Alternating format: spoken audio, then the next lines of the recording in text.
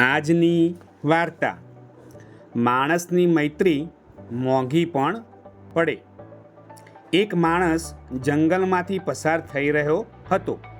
સામેથી વાઘ આવી રહ્યો હતો. વાઘથી પોતાની જાતને બચાવવા માટે એ ફટાફટ એક ઝાડ પર ચડી ગયો.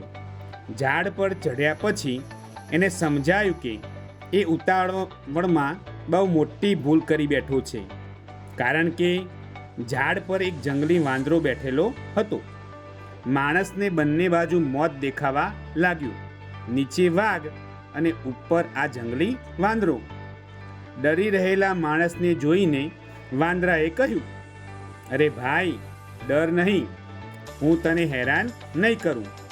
ગમે તેમ તો તું પણ મારો વંશજ જ છે ને, માટે મારાથી તને કોઈ નુકસાન નહીં થાય એની ખાતરી આપું છું. વાઘ નીચેથી ખસવાનું નામ નહોતો લેતો અને એમને એમ રાત પડી ગઈ.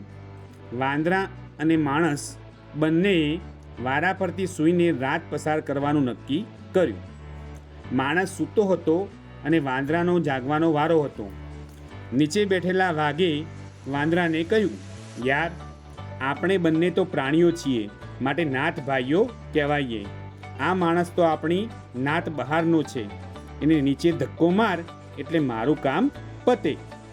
વાંદરાએ કહ્યું, અરે વાઘભાઈ, એ મારા વિશ્વાસે ઘસઘસાટ ઊંઘી રહ્યો છે. મારા પર મૂકેલા વિશ્વાસનો હું ઘાત ન કરી શકું. થોડા સમય પછી વાંદરાનો સૂવાનો અને માણસનો જાગવાનો વારો આવ્યો.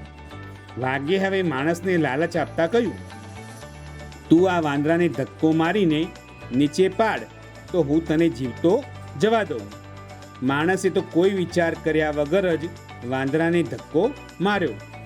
વાંદરો તો ટેવાયેલો હોવાથી નીચે પડતાની સાથે જ છલાંગ લગાવી ઉપર આવી ગયો અને પછી માણસની સામે જોઈને એટલું જ કહ્યું, હવે ક્યારેય કોઈને એમ ન કહેતો કે અમે વાનરોના વંશજ છીએ. ખરેખર બીજા પર વિશ્વાસ મૂકતા પહેલાં 100 વાર વિચાર કરવો, અને કોઈ આપણા પર વિશ્વાસ રાખીને કોઈ સૂતું હોય તો એને ધક્કો મારવાનું કામ ન કરવું. રાધે રાધે.